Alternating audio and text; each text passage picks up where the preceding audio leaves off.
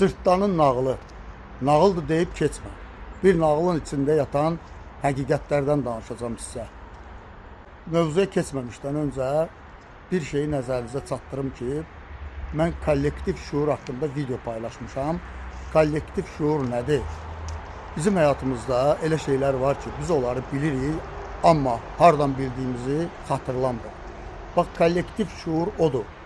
Bizə əsrlərdən, illərdən öncə tarixi çox qədimlərə gedib çıxan, yaddaşımızdan süzülüb gələn məsələlərdir. Ümumiyyətlə, bugün sən artıq məni izləyirsənsə, anlamalısan ki, sən dediyin şey hələ sən deyilsən. Sən, bax, bu 4 sm qalınlığında kəllə sümüyünün içində oturan, beyinə onu örtən, onun üçün yaşayan, onu qidalandıran, ona xidmət edən.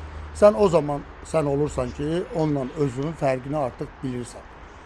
Onunla özünün fərqini bilən insan isə anlayır ki, bu beyin ibtidai icma quruluşunda proqramlanıb və o bugün anlayışını məhz o dövrə əsasən tətbiq eləyir və bizi məhz bugün o ibtidai icma quruluşu dönəmindəki komandalara əsasən idarə edir. Və sən bunu anladınsa, demək onda sənin də danışdığın bu deyil. Bax, münasibətdə olduğun, çevrəndə olan bu xalq, bu millətdə, bax, o dövrə gedib çıxan bütün dəyərləri ilə bir xalq və millətdir.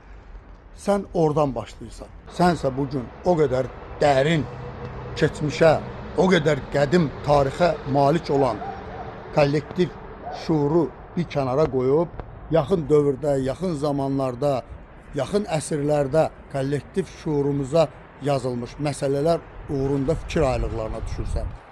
Mən həqiqət axtarışına məhz bu səbəblə çıxmışdım. Çevrəmdə olan qohumlarım, dostlarım, demək olar ki, bir yerə yığışa bilməyən, bir masa ətrafında otura bilməyən, otursa da ancaq xeyirdə, şərdə məcburən oturan, bir-birlərinin üzünə süni təbəssüm göstərən insanların əslində nəyin uğrunda parçalandığını, bölündüyünü aydınlaşdırmaq üçün çıxmışdım. Və gəldim nəticədə gördüm ki, bu tək məndə yox, bizim xalqın arasında bu fikir ayrılıqları mövcuddur.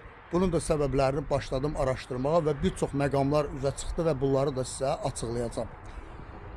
Gəldik Cırtdanın nağılına.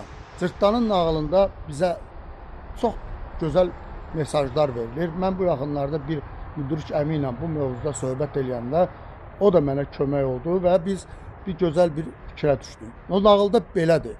Cırtdan nənəsigilə gedir və gəlirlər iki yolun haçalandığı bir yerə. İki yolun haçalandığı yerdə bir tərəfdə bir yolun istiqamətində itürür, digər yolun istiqamətində isə işıq yanır. Cırtdan deyir, gəlin işıq yanan tərəfə gedər. Onlar azıblar meşədə, nənəsigilə gedirlər. Unudanlara xatırladım. Deyir, gəlin itürən tərəfə gedək. Amma dostları deyir ki, yox, orada itürür, it bizi tutar, qorxurlar və o istiqamətə gedmirlər. Deyirlər, ən yaxşısı gəlin işıq yanan tərəfə gedək. Və belə də qərarlaşdırırlar, işıq yanan tərəfə gedirlər. O işıq isə divin, o tək gözünün parıltısıymış. Və orada onlar gecə o divin evində qalırlar, div onları yemək qərarına gəlir, sonra onları xəlbirlə çaydan su daşımağa göndərir. Bu kimi məsələlər var. Bizə orada lazım olan məqam, bax, məhz qorxunun bizi istiqamətləndirdiyi, yönləndirdiyi bir işıq deyib aldandığımız o təpəgözün, divin tək gözü idi. Əslində qorxuların üstünə getmək lazım idi ki, öz həqiqətimizə qovuşaq. Bu nağılın içində çox böyük məqamlar var. Bugün biz qorxulara qalib gəlmək haqqında danışırıq və bizim bugün fərd olaraq, şəxsi olaraq, bir xalq olaraq da, millət olaraq da bizi əhatə edən təpəgözlər var, divlər var və bizim içimizə qorxular salan, bizi bir-birimizdən ayrı salan, bizi parçalayıb yemək istəyən divlər var, təpəgözlər var. Ona görə qorxuların üstünə getmək lazımdır, dayanıb düşünmək lazımdır. bir qərar verməmişdən qabaq biz bir olmalıyıq.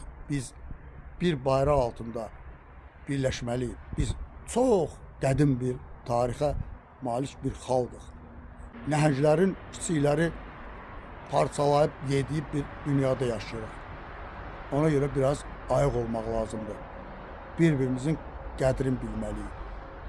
İşığa aldanıb getmək lazımdır. Lazım olanda qorxuların üstünə getmək lazımdır. Düşünmək lazımdır.